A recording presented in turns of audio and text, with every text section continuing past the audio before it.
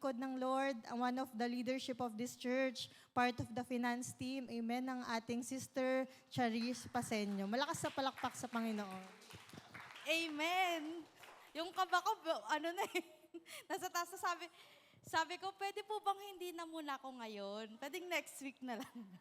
Sige po, tayo pong, bago po ang lahat, tayo po ay manalangin. Hallelujah, Lord God. Lord, maraming salamat, Pang Lord God, sa gabing to, Pang Lord God, sa paggamit sa akin, Pang Lord God. Lord, ikaw lagi ang makita, Pang Lord God, sa aking mga sasabihin, sa mga bibigkas ko, Panginoon. Salita mo lamang, Lord God. Lord, ikaw na po ang manguna, Lord God. Ibaba mo ang iyong presensya sa bawat isa, Panginoon. Salamat, Lord God. In Jesus' name we pray. Amen and amen. Sige po, tayong lahat ay umupo. Ako po pala isa sa mga Power Pop Girls, joke lang. Ako po pala si Sister Charish. Kasi yung ribbon ko po. Ako po pala si Sister Charish. Part po ako ng Finance Department and one of the leadership po. So tuloy-tuloy na po tayo. So ang ating month of April is Family Month. So my topic for tonight is faith over family struggles. Amen. Sabihin nga po natin, faith over family struggles. Amen. So, basahin po natin sa Proverbs 3:5. Trust in the Lord with all your heart and lean not on your own understanding. So, ang pamilya po ay pinakamahalagang regalo ng Panginoon sa ating buhay. Amen po ba? Amen. Pero minsan, ang pamilya din po yung nagiging cause ng struggle po natin sa buhay. Amen, amen po ba? So every family, gaano pa ka-strong yung family nyo, gaano ba kapag mamahal yung pamilya nyo, gaano ba ka-faithful yung family nyo, nagkakaroon po tayo ng struggle sa buhay natin. Amen po ba?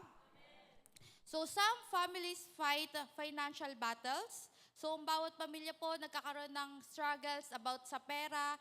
May kasabihan nga po na every reunion, ayaw na lang sumama ng ibang kamag-anak kasi nag-aagawan sa lupa. Amen po ba? Pero hindi po kami yon. Wala po kaming pag-aagawan. Amen po. So, some carry emotional wounds, misunderstandings, and broken communications. Amen po.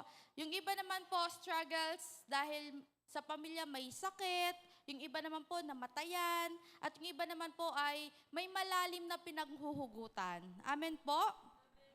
So sabi din dito, some homes look whole on the outside but are silently breaking on the inside. Minsan po yung pamilya, pag titignan mo, yung isang pamilya, ang ganda-ganda ng pamilyang to, parang complete family, parang wala na silang struggle sa buhay, ang ganda ng position nila sa work, sa careers, tapos yung mga anak nila, masaya na kukuha yung gusto.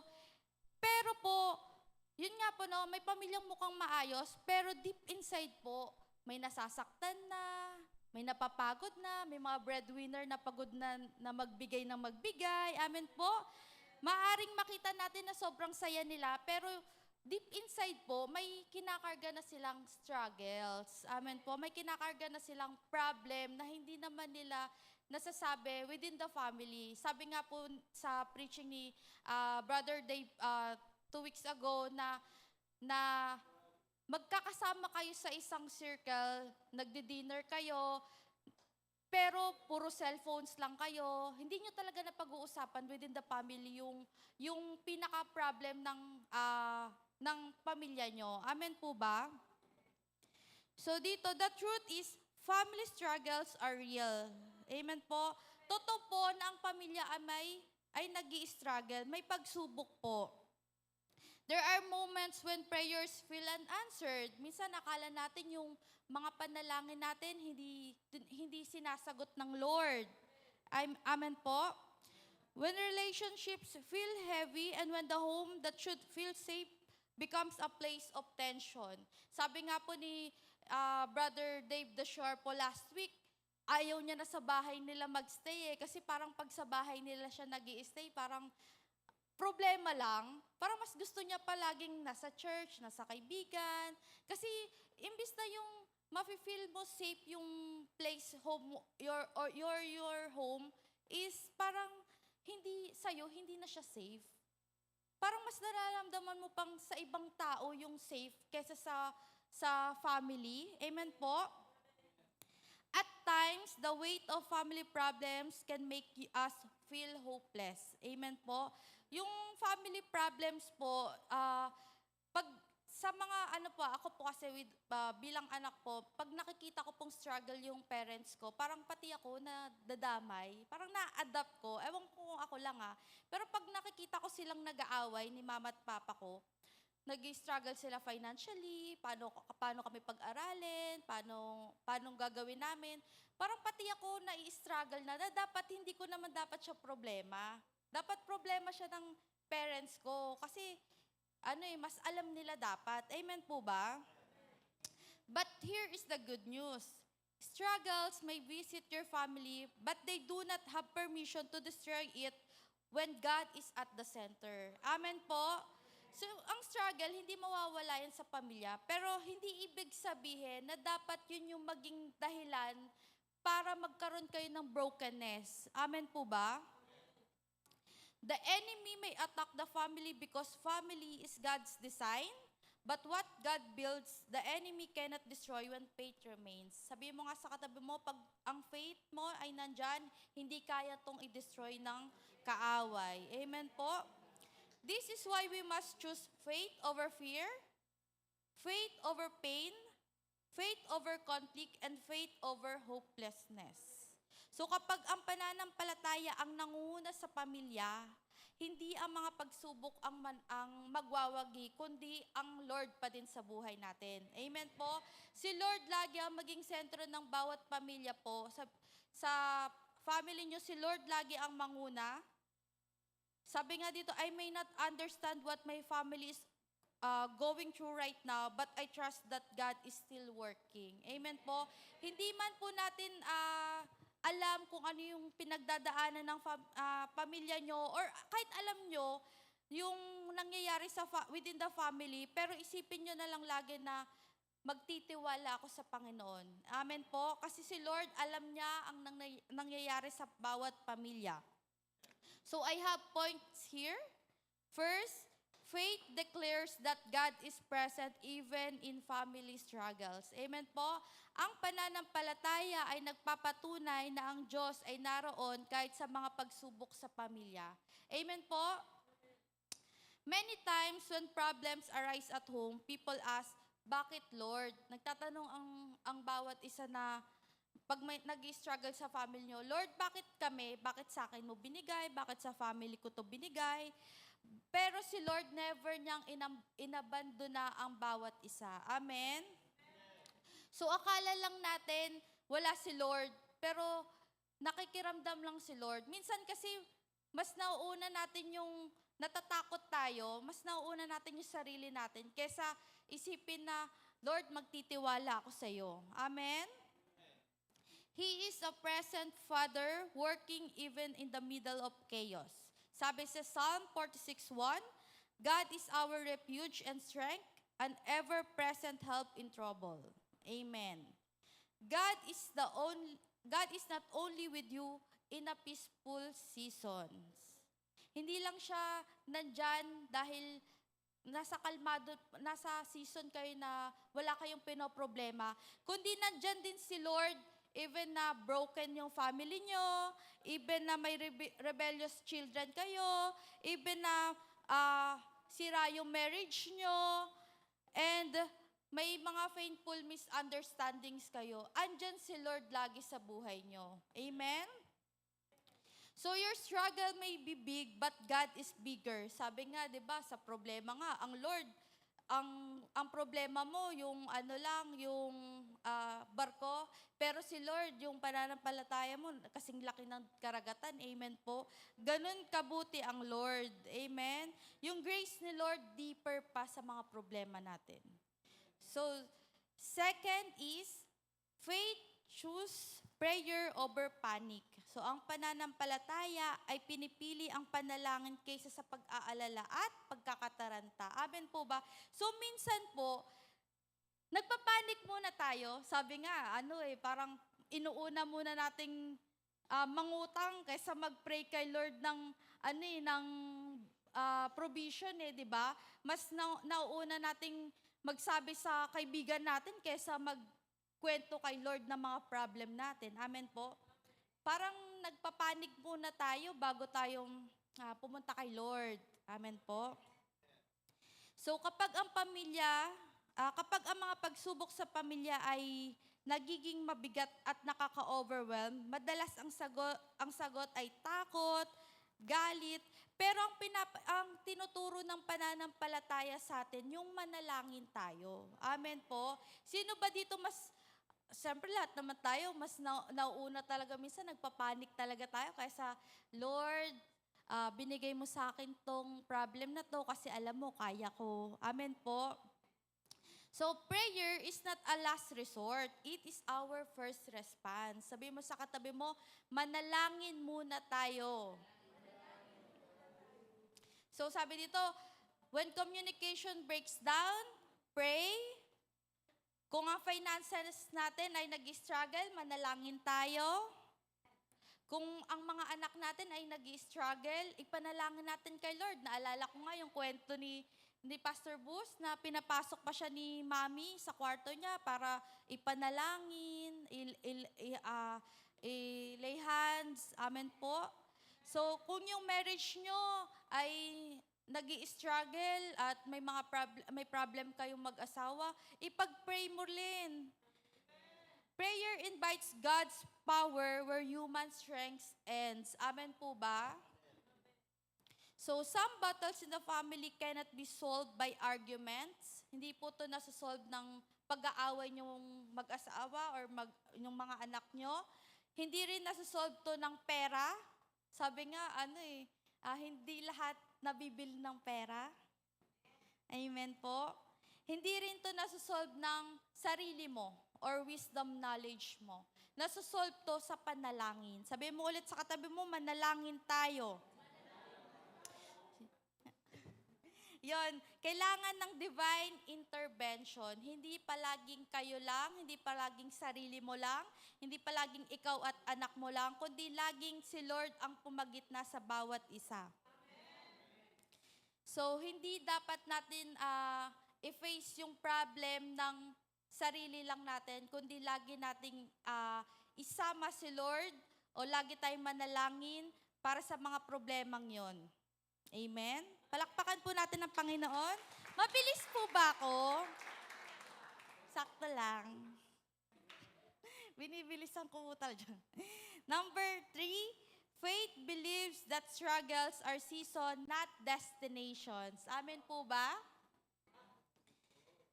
Ang pananampalataya ay naniniwala na ang mga pagsubok ay pansamantala lamang, hindi panghabang buhay na kalagayan. Amen po ba? May sinasabi nga tayo na ang problema, hindi dinadaanan, tama ko? Dinadaanan lang yan, hindi tinatambayan. Amen po ba? Ganon din po yung struggle natin na may season lang yan. Hindi yan na habang buhay. Hindi habang buhay, sa'yo yan. Amen po ba? So what your family is experiencing right now is not your final chapter. Pain is season. Kung may sakit ka sa puso mo, may sama ka ng loob sa pamilya mo, season lang yan. Sabi nga, di ba, kahit anong pag-aaway niyong magkapatid, in the end, magkapatid pa rin kayo. Kung anong pag-aaway niyo ng mama mo, pag-aaway niyo ng papa mo, season lang yan. Pero papa mo pa din yan, mama mo pa din yan, asawa mo pa din yan, kapatid mo pa din yan. Amen po ba?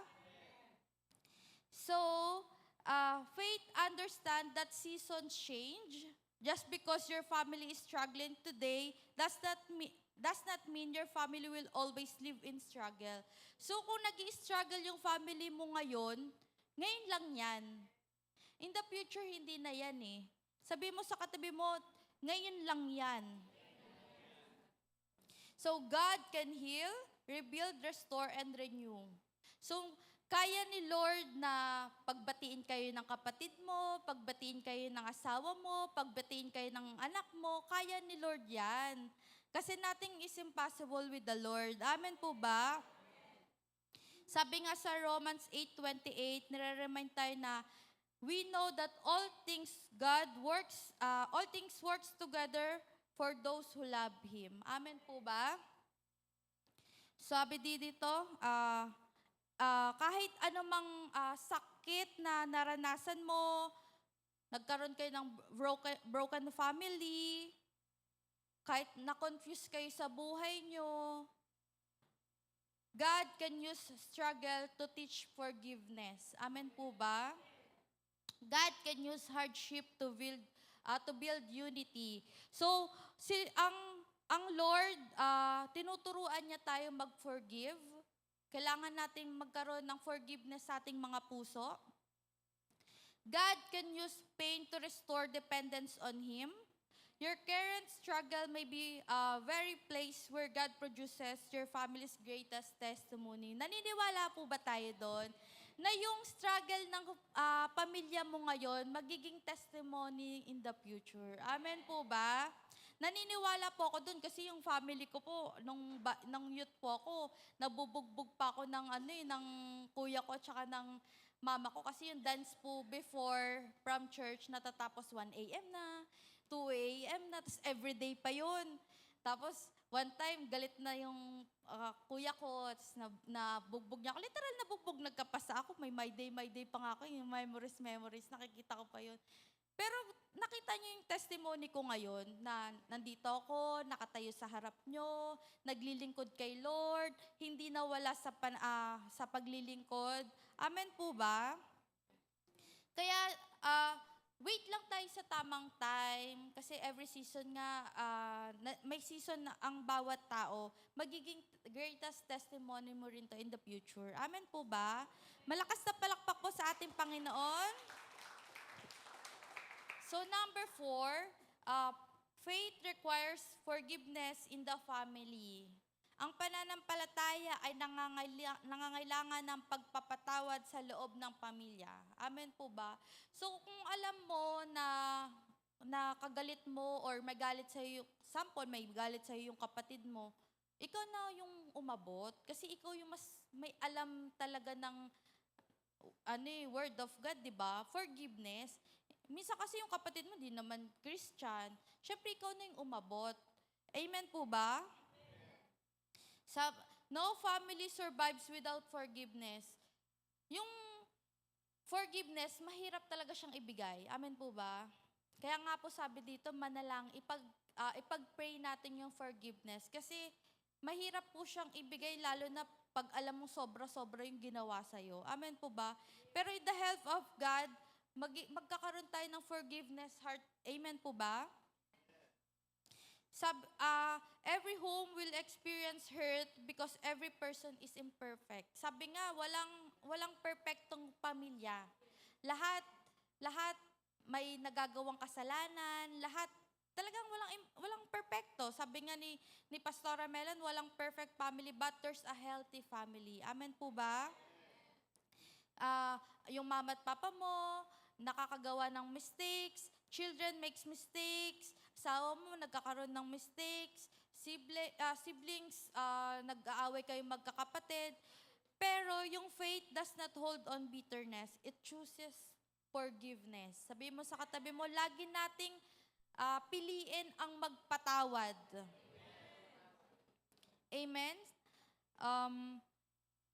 So dito, forgiveness does not mean that the pain was acceptable. Yung sabi ko nga kanina, ang hirap ibigay yung forgiveness pag alam mong, hindi naman siya deserve sa forgiveness mo. Amen po ba? Pero, ito rin yung means na nagtitiwala ka sa Lord, nirelease mo yung forgiveness, ibig sabihin, nagtitiwala ka sa Lord na kaya niyang ayusin yung struggles ng pamilya mo. Amen po ba? Pride destroys family. Sabi mo sa katabi mo, huwag kang ma-pride. Unforgiveness keeps families in chains. Naniniwala po ba tayo na may chains po yung history, parang nauulit ng nauulit pag hindi mo nagagawa ng tama, nauulit sa generation ni ganto, nauulit sa generation na ganto. Amen po ba? So we will not allow pain to have final word. God's grace will. Amen po ba? So lagi nating piliin ang magpatawad kasi kahit sobrang hirap, si Lord naman pinatawad din naman tayo eh. So ano pa tayo para hindi magpatawad? Amen po ba? Okay, next po natin is number 5. Faith builds unity against division. The enemy often attacks families through division. Yung iba po kasi nagkawatak-watak na dahil sa division. Sa broken family, ako, yung isa sasama kay mama, yung isa sasama kay papa, yung iba wala na. Nagkakaroon ng division, nawawala yung unity, nawawala yung love sa family. Kasi yung enemy or yung kaaway, ina-attack niya yung mga ganong pamilya. Amen po ba? Miscommunication, pride, jealousy, anger, ito yung nagiging tools ng kaaway para pasukin yung family nyo. Amen po ba? Sa simpleng magugas ka ng plato dyan. Nagkakaroon na ng away agad di ba? Sa mga mag-asawa. Magugas ka ng plato dyan. Tapos, pag di nagawa, aawayin mo na kagad. So, dun po pasok agad yung kaaway. Simpleng bagay lang, pero yung kaaway, papasukin ka na kagad. Amen po ba? But faith calls families back to love, humility, and unity. Pero ang Lord laging dumadating para magkaroon ulit kayo sa family nyo ng love, ng humility, and unity. Because unity does not mean perfections. It means choosing to stay connected even while healing. A united family says, we may struggle, but we will struggle together with God. Naniniwala po ako na ang pamilya nag-i-struggle, pero yung struggle na yon, pag magkakasama kayo at kasama si Lord, na susustain and naayos. Naniniwala po ba kayo doon? Sabi sa Ecclesiastes 4:12, a cord of 3 strands is not quickly broken. When God is included in the family bond, strength increases. Amen po. So pag si Lord sinama mo sa family, sinama nyo, pag kumakain kayo, nagpe-pray kayo, tapos sa family nyo, nagpe-fellowship kayo, nag-uusap pa ba kayo ng mga anak nyo, ng parents nyo, nakakamusta nyo pa ba yung mama nyo, nakakamusta nyo pa ba yung papa nyo, nakakapag-I love you pa ba kayo, kamusta pa ba kayo sa parents nyo? Amen po ba? So, kailangan ang bawat isa, isipin din natin na magkaroon ng unity sa family. Amen po ba? So, yun po. Last point. Last point na ba to? Okay, last point. Faith leaves a legacy for the next generation. Amen po. Ito po yung sinasabi ko kanina, na kung ano yung chain, na kung ano yung nangyari na sa history nyo, nauulit lang siya ng nauulit. Kasi hindi siya nai-stop. Amen po ba? Your decision to trust God through family struggle does not only impact you, it impacts your children, your future, and generation after you. Diba? Kung ano yung nakikita ng anak nyo sa'yo, yun din yung ginagawa niya. Kasi di ba po yung bata, kung ano po yung nakikita niya sa paligid niya, minsan ginagaya niya. Hanggang sa paglaki niya, yun yung nagagawa niya. So, ayun yung nagiging impact ng struggle ng family nyo. Kaya minsan, pero hindi rin naman po pwedeng, pag may problem kayo, tatago nyo lang. Kumbaga, pag-usapan nyo, ito nga sabi dito, when children see parents pray through pain, yung pag nakikita ng bata na nagpe-pray yung parents, gagayahin niya, pag may struggle din siya, magpe-pray din siya. Amen po. Your faith today can break generation cycles tomorrow. Amen po ba? Yung pananampalataya mo ngayon, ito yung magbe-break sa generational cycles. So maybe your family history includes broken homes, absence, addictions, or pain, but faith says it can stop with you. Sabi mo sa katabi mo, mag-i-stop yan sa'yo. So, naniniwala po ako sa generational chain na kung alam mo na yung word ni Lord, sa'yo na, ikaw na mag-stop ng generational chain na yon. We should choose God. So, you can become the generation that rebuilds what was broken. Ikaw na yung maging generation ng family nyo na sa'yo nag-stop yung brokenness, nagkaroon ka ng complete family, hindi kayo nag-aaway-away. Amen po ba? So sa lahat ng sinabi ko, family struggles are real. Tama po ba? So lahat ng pamilya ay dumadaan sa mga struggles, nagkakaroon ng problem, but they are not greater than God. So lahat ng mga nangyayari sa buhay natin, maliit lang yun kay Lord. So magkaroon tayo ng pananampalataya kay Lord. So maybe the storm is strong, but faith makes the family stronger. Sabi mo sa katibo mo maging strong ang pamilya natin. So wag tayong mag-give up sa family natin, wag tayong mag-stop manalangin, wag tayong mag-stop mag-believe na kaya ni Lord lahat ng bagay, kaya ni Lord yung brokenness ng family nyo, kaya niyang i-heal. Do not let struggle define your home more than God's promises do. So, wag maging dahilan yung struggle para yung tahanan nyo ay hindi makita si Lord. Hindi makita ang Lord. Amen po ba? Choose faith when it's hard. So, manampalataya tayo kahit alam natin na ang hirap-hirap. Choose nating manalangin kahit ang hirap na ng pinagdadaanan natin, ang dami nating utang, marami yung family natin broken. Choose pray. Manalangin po tayo lagi. Huwag po tayong mapagod. Choose forgiveness when you are hurt. Matuto tayong mag-forgive kahit mahirap. And unity when division feels easier. Because a family anchored in faith can survive any storm. Kung ang pamilya natin ay may pananampalataya sa Panginoon, masusurvive natin every struggles na ibigay ng kaaway sa buhay natin. Amen po ba? Malakas na palakpak sa ating Panginoon. So, ako po may favorite verse po ako eh.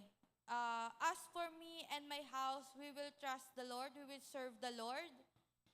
So, lagi po nating i-declare sa pamilya natin na maglingkod tayo sa kabila ng mga struggle na nakikita natin o nararanasan natin. At lagi nating isipin na kasama natin ang Panginoon. Amen po ba? So when faith becomes the foundation, family struggles become testimonies of God's power. So maging testimony po natin ang bawat struggle natin. So every midweek po may testimony po tayo. Ipakita natin na yung mga struggles natin o yung mga problem natin nasa surpass ba, tama do? Na ano natin yon, na lahat ng pagsubok is natatapos din. Amen po ba? So ang challenge ko po ngayong gabi is matuto tayong magkaroon ng totoong pananampalataya kay Lord.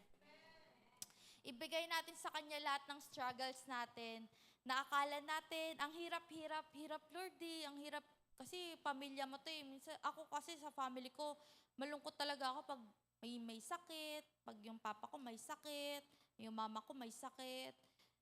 Lord, bibigay ko lahat to kay Lord. 'Di ba? Pag pamilya na kasi yung pinag-uusapan, iba na eh.